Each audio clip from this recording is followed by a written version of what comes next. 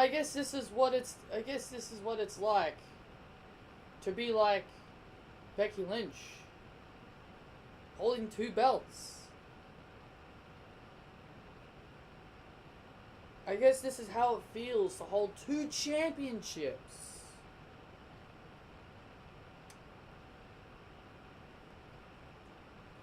Becky, 2 belts? I've got one better. How about Patrick, 2 belts? You see, guys, this is what happens when you have 2 belts. You're going to be doing double duty, and you're going to be wrestling twice. Do you know how silly I look holding 2 belts? That's exactly how I feel about Becky Lynch holding 2 belts. I think it looks silly, and it looks ridiculous. So there you go, guys. You just witnessed the birth of Patrick 2 belts.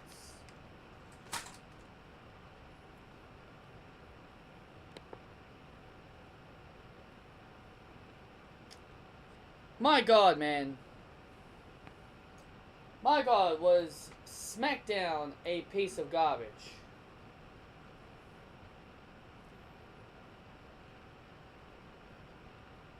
Boy, oh boy, was Smackdown a real piece of garbage, I swear to God. This might have to be possibly one of the worst Smackdowns of 2019.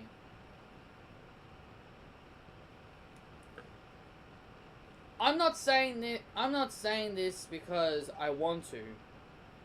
I'm not saying this because I have to. I'm saying this because this is my overall thoughts and opinions on the show. It was terrible. It was terrible.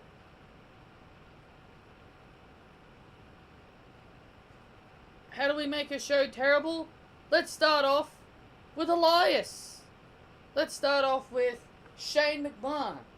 Let's start off with Roman Reigns getting a beatdown on Shane McMahon and Elias. That was a boring opening. That was a very boring open to SmackDown Live. So I was like, okay, we may be off to a bad start. Maybe things will get a little better. Then we get Andrade versus Finn Bálor in a regular match. No championship on the line. Now I'm thinking, okay, here we go. Now this is where things are going to get good. But again, there's going to be one problem here. Once again, there's another problem. Why are you booking these two to face each other now? Why are you rushing these two to have another match? More importantly, why are you not saving this feud? If you're going to start a feud between the two, just save it for Money in the Bank. More importantly, we had the one thing that the fan base absolutely loves. We got the one thing that the fans absolutely love, and that is 50-50 booking. You're telling me Andrade gets his win on Raw, but he comes over to SmackDown Live and Finn Bálor gets his win back? We all hate that nasty 50-50 booking. How is this even right? How is that even fair? More importantly, now we're getting Zelina Vega jumping in like she's trying to save Andrade's bacon every time now. The old NXT Zelina Vega is coming back. She's helping Andrade every single time. And how did Andrade end up losing? The same way he lost to Aleister Black when Andrade was still NXT champion. I can't remember what takeover it was. He lost the same way. Zelina jumped off the top rope.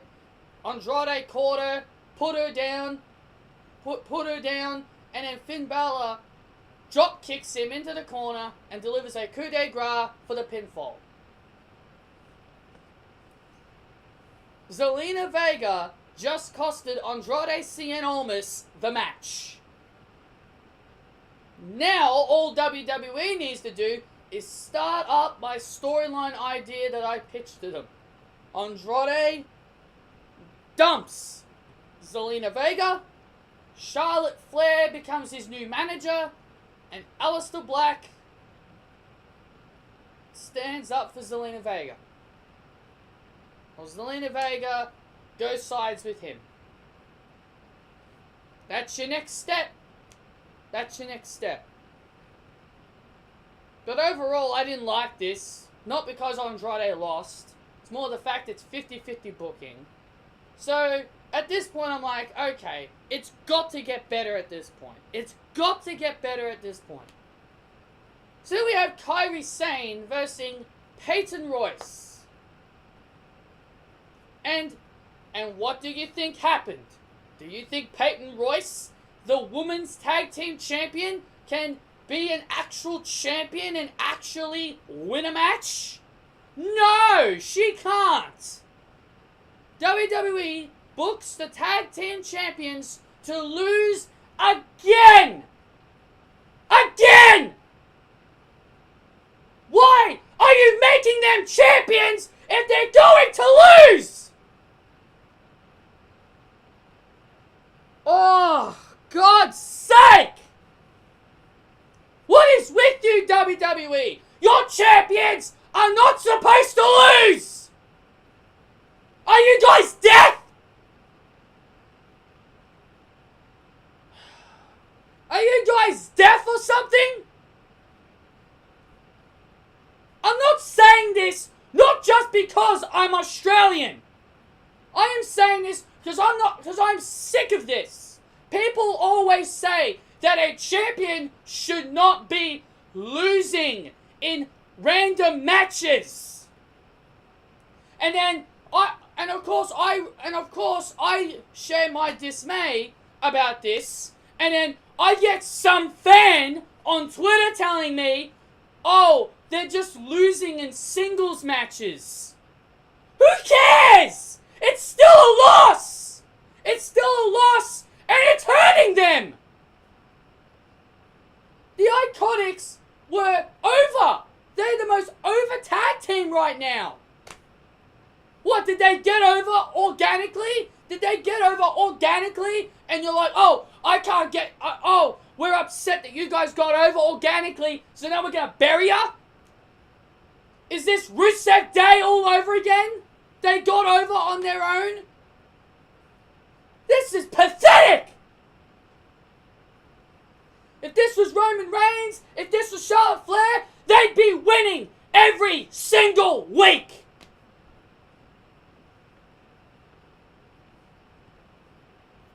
Pathetic! But I was like, okay, maybe that's just a bad, okay, that's something I'm used to. At this point, I'm just thinking, okay, this is something I'm used to. I always watch them lose, so hopefully WWE can get better.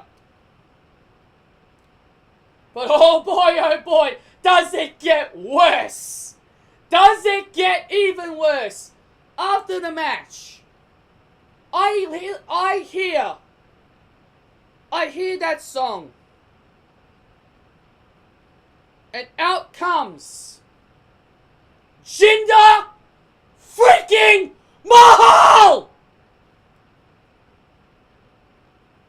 I'm like, and then they say Jinder Mahal is now part of Smackdown because of the Superstar Shakeup. When? When was he a part of the Superstar Shakeup? This guy shouldn't even be on SmackDown Live. They They never typed his name.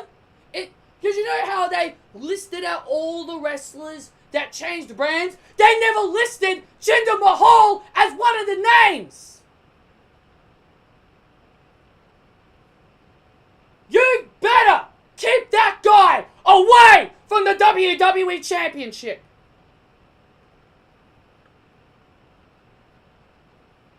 So things get worse. I hear Jinder Mahal's music. And he's competing in a match with Chad Gable. Chad Gable comes out. Match never begins. Lars Sullivan just obliterates both guys. Just obliterates Chad Gable.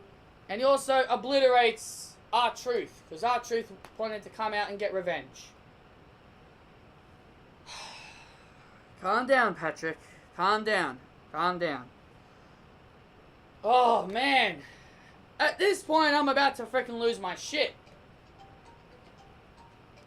At this point, I'm about to lose it. Sorry about that long pause, guys. Sorry about that long pause there, guys. Can't even remember what the heck I was up to. Lars Sullivan destroyed R-Truth and Chad Gable, because Jinder Mahal came back to Smackdown Live. I believe that's what I was up to. Then we had Becky Lynch and Charlotte Flair face each other, come face to face since WrestleMania. Charlotte spoke the truth when she said that Ronda Rousey is the reason why she lost the SmackDown Women's title. Because, well, that is true. Because Ronda was the one that got pinned. People can call Charlotte Flair a crybaby all they want, but in reality, Ronda Rousey is the real crybaby. Because she's run off, because she's gone running back to wherever she lives with Travis Brown, and she hasn't shown her face since. She's embarrassed. Then Bayley came out and confronted both women. And Bayley says something that makes no sense. She says that, Becky Lynch, you have never beaten me. And she does this. 0. Bayley, I'm going to jump on YouTube right now. Bayley.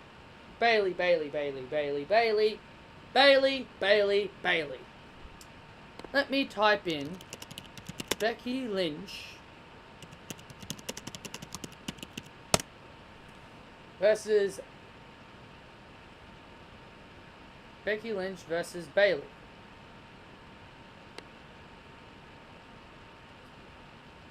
As far as I'm concerned,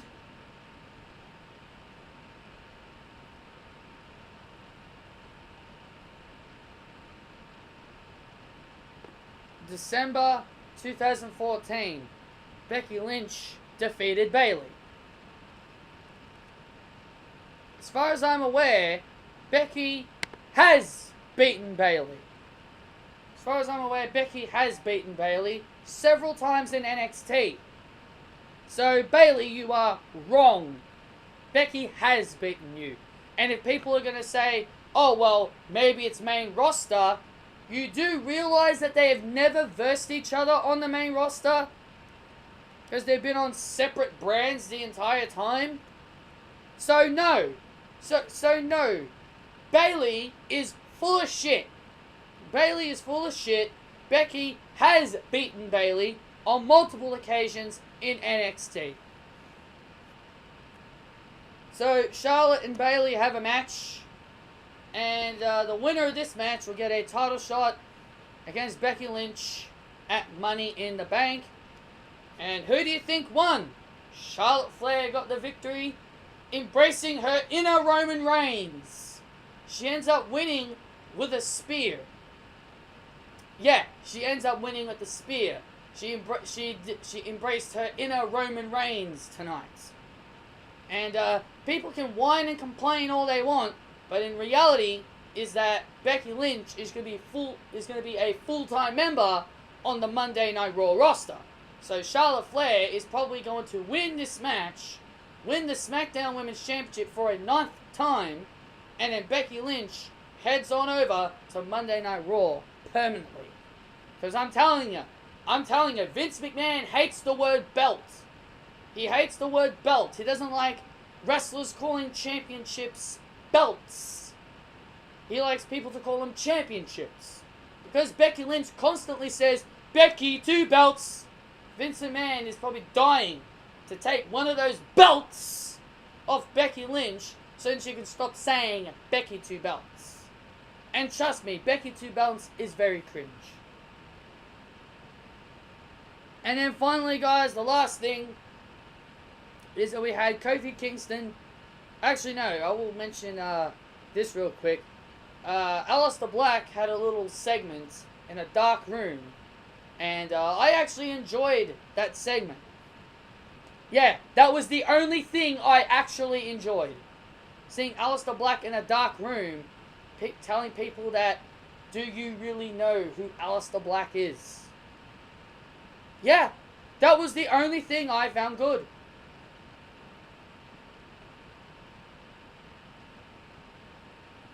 So then we had Kofi Kingston take on Shinsuke Nakamura in the main event. And the match ended by disqualification when Rusev jumped in and attacked Kofi Kingston after he delivered an SOS.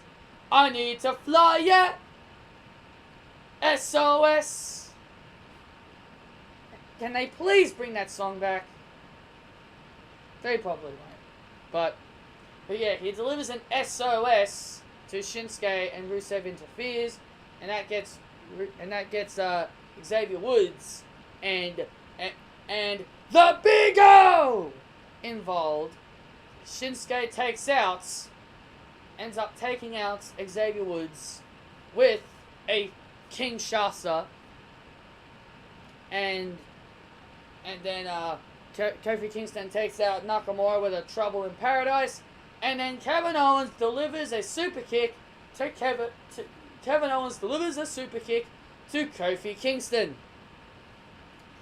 Kevin Owens has turned heel. He turned heel, and like no one saw this coming. Literally, everyone saw this coming. Everybody predicted Kevin Owens was going to turn heel on Kofi Kingston. So the hashtag New Day was only a 2-week hashtag. So Kofi Kingston, so Kevin Owens brutally attacks Kingston and Woods, delivering the apron bomb to Xavier Woods in the process. So that was pretty much everything, guys. You know, SmackDown was just bad. Just didn't like it. Just didn't like it outside of Kevin Owens possibly turning heel and there just wasn't much. There just wasn't much to talk about. Frickin' Jinder Mahal's back on SmackDown. Why should we be excited? Why should we be excited about SmackDown if he's back on the brand again? Peyton Royce and Billy Kay are being treated like jokes. Have just been treated like jokes as tag team champions. They're not even championship. They're not even. They shouldn't even be considered champions at this rate, considering they keep losing. And we're getting Roman Reigns versus Elias at Money in the Bank, which is Roman's first feud on SmackDown Live, and Becky is wrestling twice at Money in the Bank. She wanted to be Miss Becky 2 belts, and now here she is defending her title twice at the pay-per-view. And obviously we'll be expecting Kofi Kingston versus Kevin Owens at Money in the Bank as well. So that's pretty much everything, guys. I really didn't like SmackDown this week. I think SmackDown was very poor. It wasn't good. It just made me, especially the first hour. The first hour just made me angry. It was just unnecessary garbage. It's just dumb. It's just dumb, man. It's just dumb. Anyway, guys, Thank you all so much for joining me for this review. Hit that thumbs up if you guys did enjoy. Comment your opinions down below on Smackdown Live. Did you guys enjoy the show? Did you guys not enjoy it? Let me know as well. And be sure to subscribe as well, because you're definitely going to be liking the content that I give you guys.